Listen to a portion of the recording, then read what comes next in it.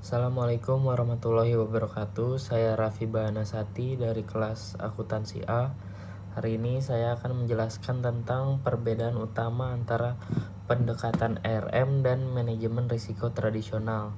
Dan saya akan memberikan contoh situasi atau jenis perusahaan yang sangat membutuhkan pendekatan ARM dan akan saya berikan penjelasan alasannya. Untuk pertama, perbedaannya manajemen risiko tradisional berfokus pada risiko per fungsi atau per departemen atau disebutnya silo based.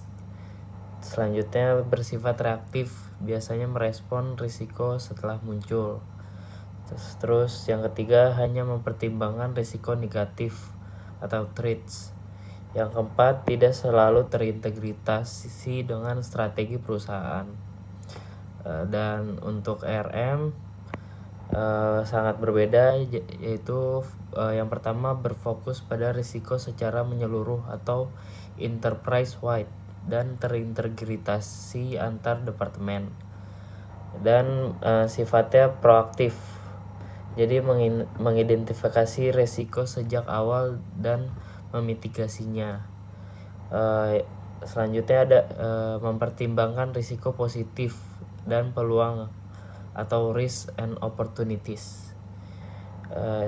Terus terakhir menjadi bagian dari perencanaan strategis dan pengambilan keputusan manajemen puncak. Untuk contoh situasi atau jenis perusahaannya, yang pertama ada BUMN atau perusahaan yang mengelola infrastruktur publik.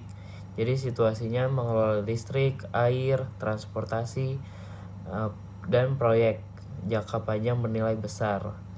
Ya, alasannya risiko proyek itu keterlambatan, pembengkakan biaya, gagal konstruksi.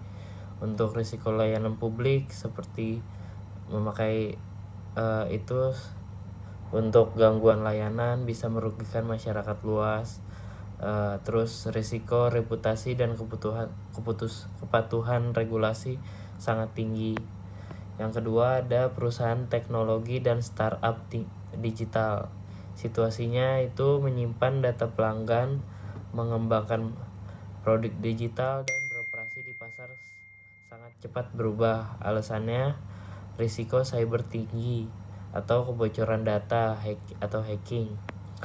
Terus risiko inovasi atau produk gagal atau kalah saing. Terus perubahan teknologi dan regulasi sangat cepat, jadi perlu pemantauan risiko terus-menerus. Untuk perusahaan ketiga, perusahaan manufaktur besar. Jadi situasinya mengoperasikan pabrik, mengelola ribuan karyawan dan bergantung pada banyak pemasok. Alasannya risiko supply chain atau keterlambatan bahan baku, harga naik, pemasok gagal. Terus juga risiko operasional itu kerusakan mesin, kecelakaan saat bekerja, terus kualitas produk. Terus jika satu risiko terjadi dapat menghentikan produksi dan merugikan perusahaan besar-besaran. Mungkin itu saja dari saya.